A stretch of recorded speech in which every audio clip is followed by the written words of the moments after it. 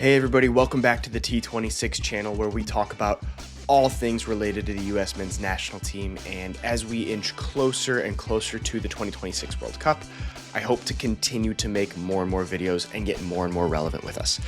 Currently, what we're focusing on is getting to the end of the European season and into the U.S. men's national team summer, which hopefully will be full of good quality games. Before we get to the Gold Cup later in the year, we need to get to a couple of friendlies in June and officially wrap the season in the next couple of weeks. With the end of the season coming very soon, I wanted to put together a European Team of the Year for the U.S. men's national team. I'll start with our starting 11, and at the end of it, maybe talk through a couple of folks who were honorable mentions or could be on the bench for us. With that being said, let's get into it and let's start at the back. Let's start at our goaltending, and this one, honestly, I'm saying you pick who you want. There was not very much for us to celebrate or really get excited about in terms of our European-based goalkeepers. Matt Turner was stuck on the bench most of the year with Crystal Palace. He got some cup games here and there, but as Crystal Palace has moved on further and further into the knockout rounds, he actually lost his starting position again. So Palace clearly rates him behind their starting goalkeeper, and I don't blame them. He's not at that quality.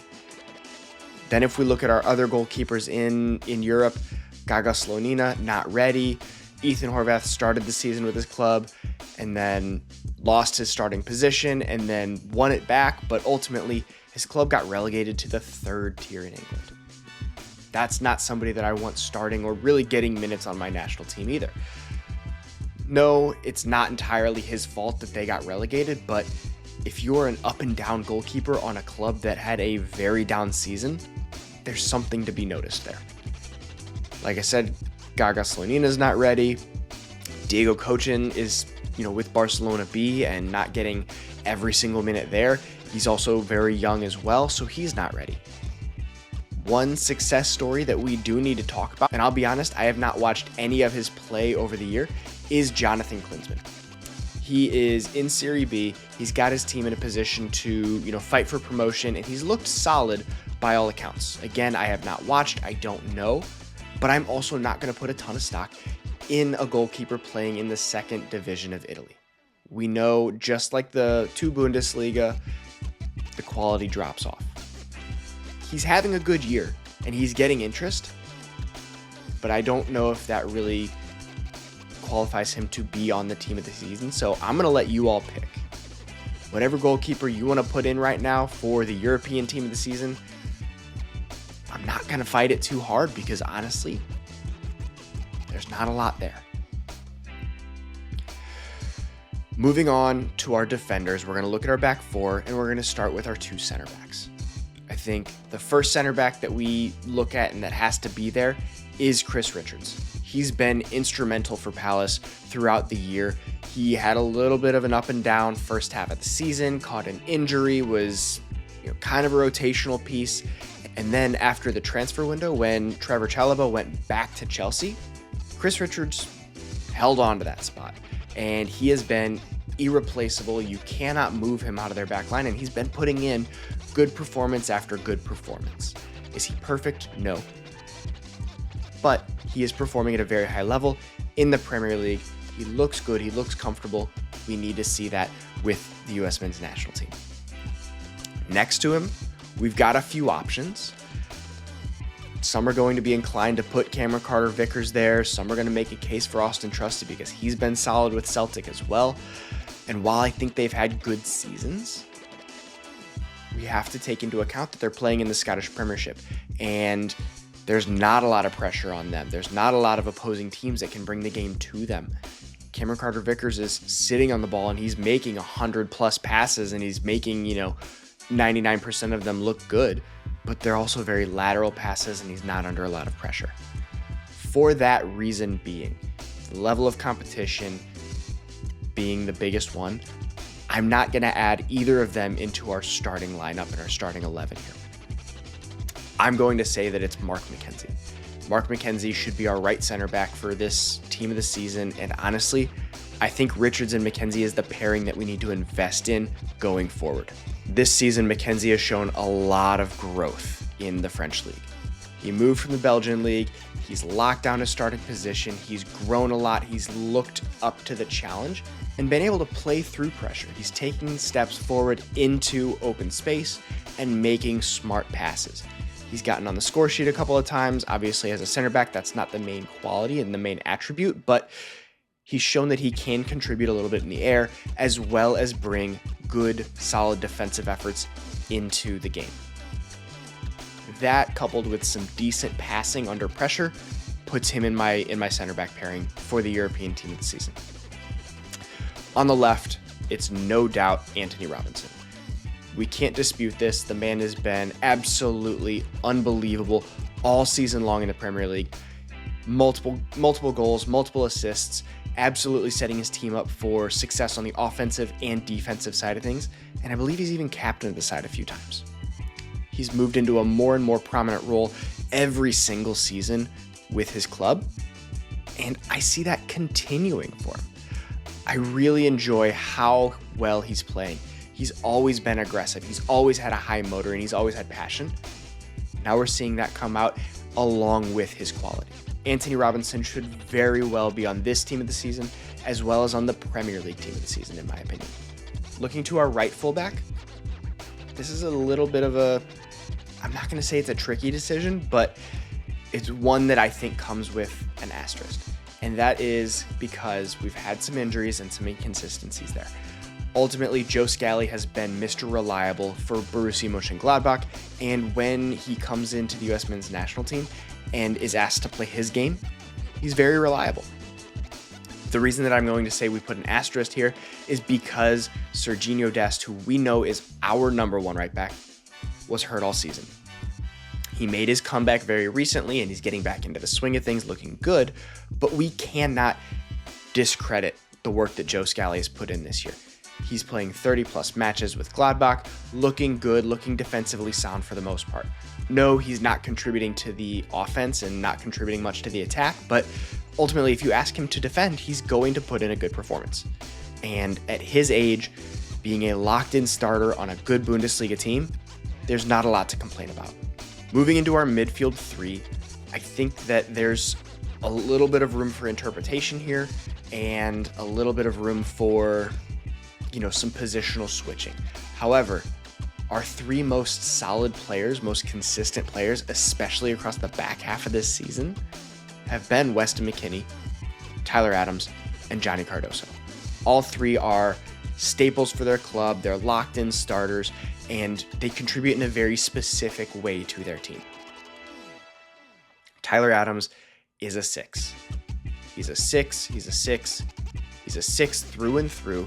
He is standing in front of that back line, anchoring down Bournemouth, and really contributing to breaking up plays and helping them regain possession and really stifle any opponent's attack.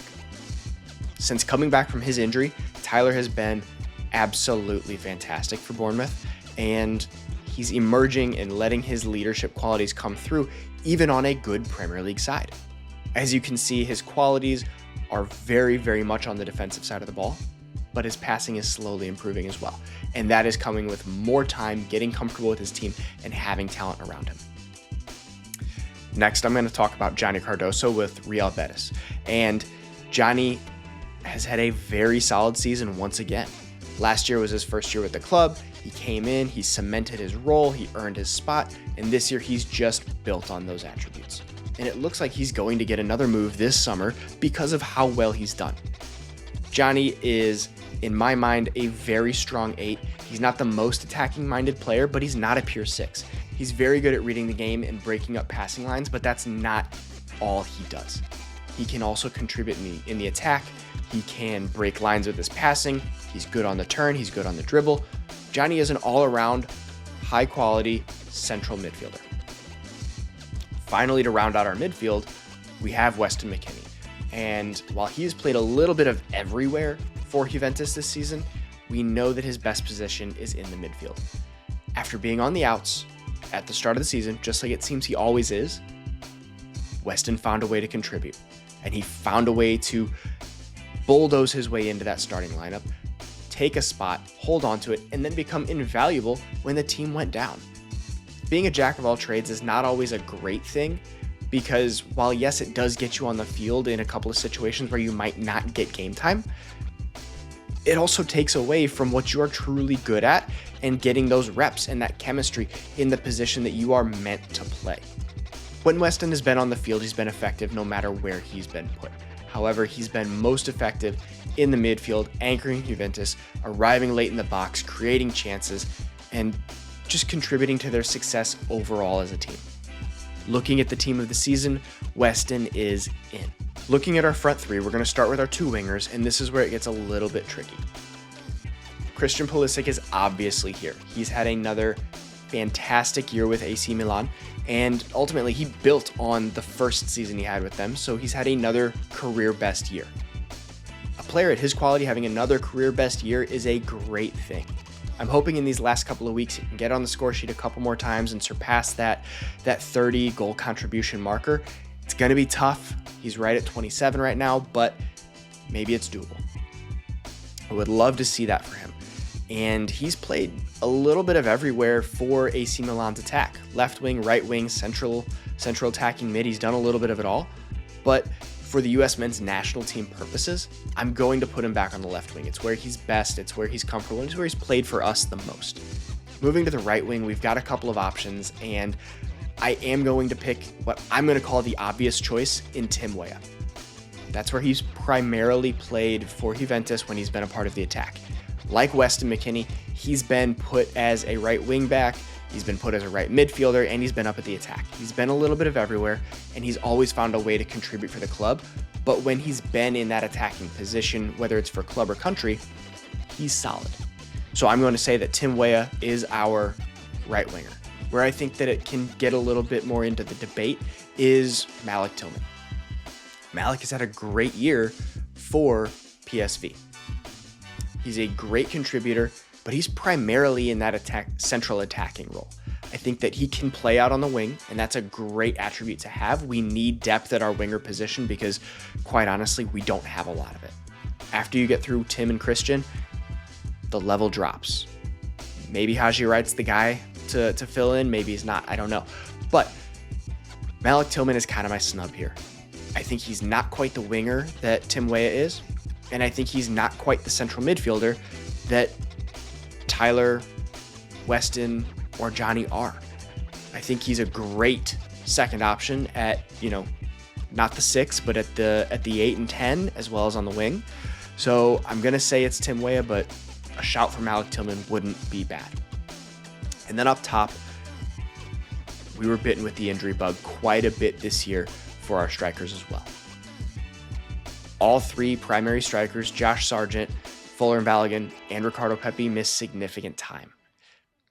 That really hurt us, but I'm going to say that Josh Sargent is on our starting 11 for the team of the season because we were able to see just how important he was to Norwich City's success.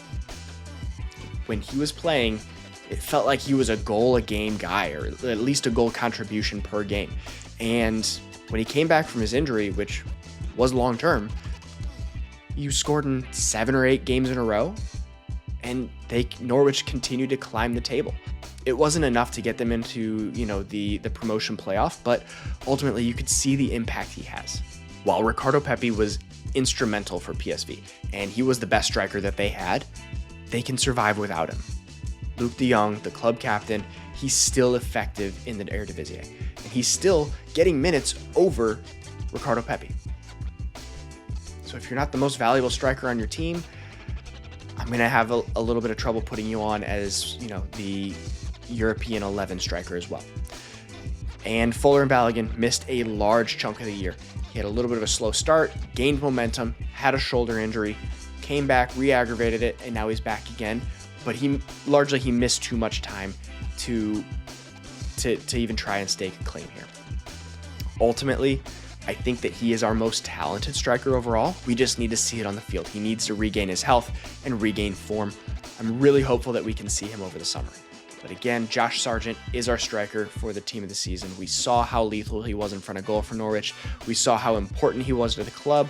And if I'm being honest, I'm hopeful that we've seen his last game at the club.